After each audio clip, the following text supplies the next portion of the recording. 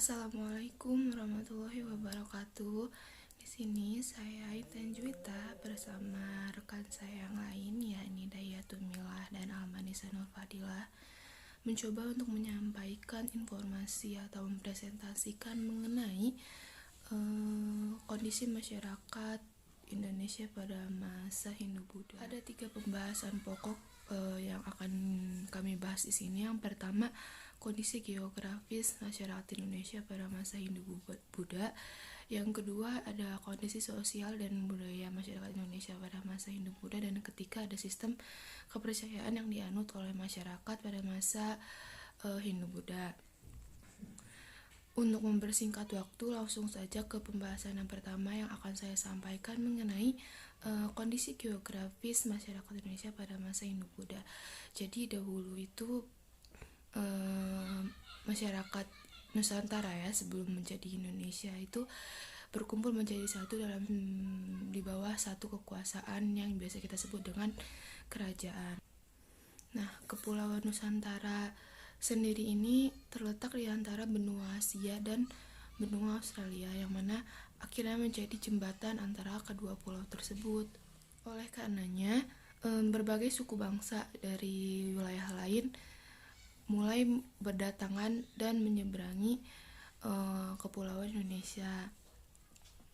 Ada yang dari daratan Indochina itu menuju bagian barat Nusantara, dan ada juga yang datang dari Kepulauan Filipina yang menuju Indonesia atau Nusantara bagian timur. Nah, sebagian lagi itu ada yang menyebar ke Samudra Hindia, menyeberangi Samudra Hindia menuju Madagaskar, dan ada juga yang menyeberangi ke pulau-pulau di bagian Samudra Pasifik sampai ke Australia.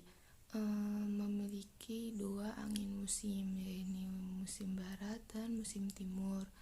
Ini dipengaruhi oleh letak geografisnya, dan juga memiliki iklim tropis dengan 2 musim, yaitu musim kemarau dan musim hujan.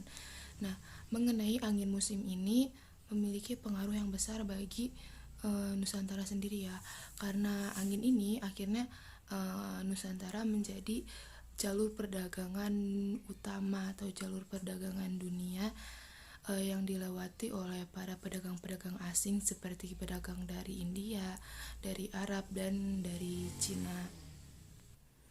Para pedagang-pedagang tersebut ini ingin menyeberangi Samudra Hindia ke timur atau dari timur ke Samudra Hindia, sehingga mereka mau tidak mau melewati Indonesia terlebih dahulu, tepatnya di Selat Malaka. Jadi itulah yang menyebabkan kenapa pada zaman itu kerajaan Sriwijaya menjadi maju dan berkembang, gara-gara kerajaan Sriwijaya ini terletak di jalur perdagangan dunia yang membuat para kapal-kapal pedagang melakukan transit di kerajaan Sriwijaya. Selain di bidang ekonomi, ternyata menjadi jalur perdagangan dunia juga membuat Indonesia menjadi wilayah persebaran agama Hindu dan agama Buddha yang dibawa oleh para pedagang-pedagang asing pada zaman itu. Nah, kalau untuk pengaruh dari iklim dan curah hujan ya, atau musim hujan dan musim kemarau, itu pengaruhnya lebih ke untuk perkebunan dan pelayaran. Kalau untuk perkebunan sendiri itu masyarakat Indonesia jadi tahu nih kapan masa tanam dan kapan masa panennya. Kalau untuk pelayaran, jadi masyarakat Nusantara ini jadi tahu kapan harus berlayar, kapan harus enggak, yang kapan ikannya tuh banyak sama kapan ikannya enggak. Nah, itulah penjelasan mengenai kondisi geografis masyarakat Indonesia pada masa Hindu-Buddha. Selanjutnya, mengenai kondisi sosial, budaya, dan kepercayaan akan disampaikan oleh rekan saya. Terima kasih. Baiklah, selanjutnya di sini saya akan menjelaskan mengenai kondisi sosial dan budaya masyarakat Indonesia pada masa Hindu-Buddha. Sebelum masuknya kebudayaan Hindu-Buddha, masyarakat Indonesia telah memiliki kebudayaan yang cukup maju. Unsur-unsur kebudayaan asli di Indonesia telah tumbuh berkembang dalam kehidupan masyarakat.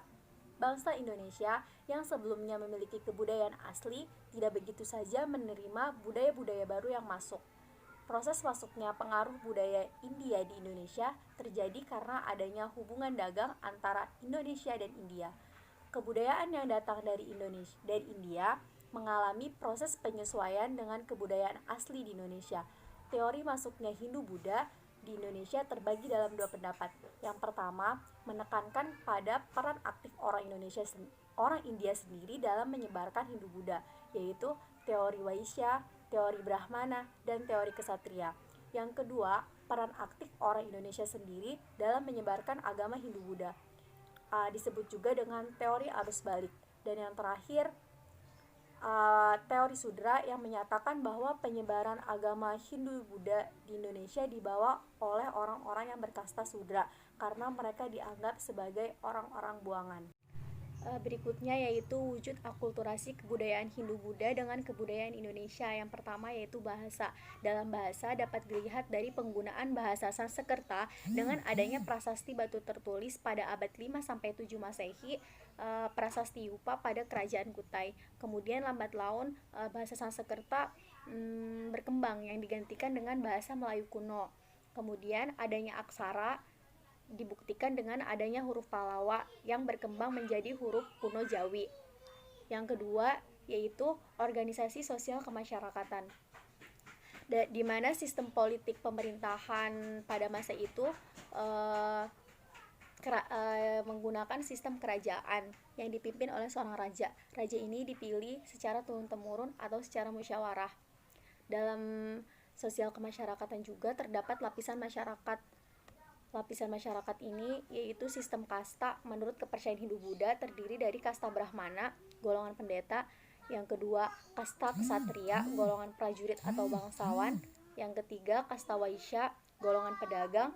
Dan yang keempat, kasta Sudra, yaitu golongan rakyat jelata. Yang ketiga, dalam sistem pengetahuan. Dalam sistem pengetahuan ditandai dengan adanya perhitungan waktu, yaitu kalender tahun Saka dalam kepercayaan umat Hindu. Yang keempat, peralatan hidup dan teknologi. Kebudayaan Hindu-Buddha dapat dilihat dari peralatan hidup dan teknologi pada seni bangunan candi. Candi yang berada di Indonesia jelas berbeda dengan candi yang ada di India. Candi yang berada di Indonesia itu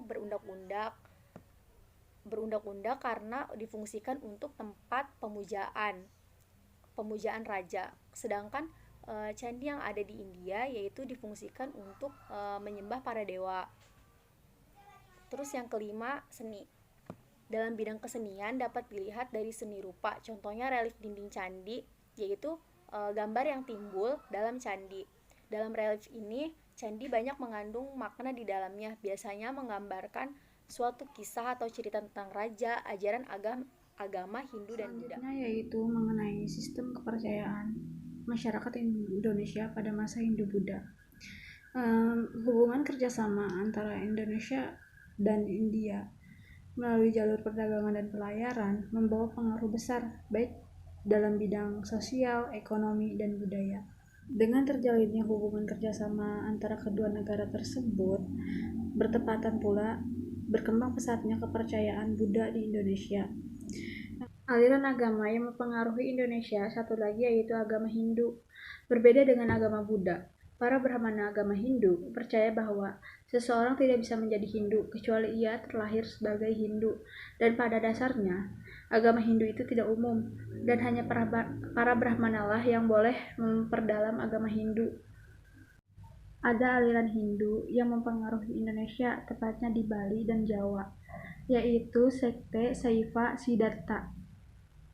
Adapun kerajaan-kerajaan di Indonesia yang menganut agama Hindu-Buddha, yang pertama Kerajaan Kutai, yang kedua Kerajaan Tarumanegara, yang ketiga Kerajaan Kalingga, yang keempat Kerajaan Mataram kuno, dan yang kelima yaitu Kerajaan Sriwijaya. Keagamaan di Kerajaan Kutai terlihat pada masa pemerintahan Raja Mulawarman. Ia selalu melakukan upacara keselamatan setiap ia akan melakukan pekerjaan atau hal-hal yang baik, dan upacara tersebut menyebutkan nama Asnuman yang merupakan dewa matahari di agama Hindu. Kehidupan keagamaan di Tarumanagara dapat dilihat dari berita Fasin yang menjelaskan bahwa di Tarumanagara terdapat 3 agama, yaitu Hindu, Buddha, dan mempercayai roh nenek moyang atau animisme. Kehidupan keagamaan di Kerajaan Mataram kuno terlihat pada masa pemerintahan Raja Sanjaya melalui Prasasti Canggal yang menjelaskan mengenai bangunan suci tempat pemujaan, yaitu berupa lingga yang di atas gunung Wukir.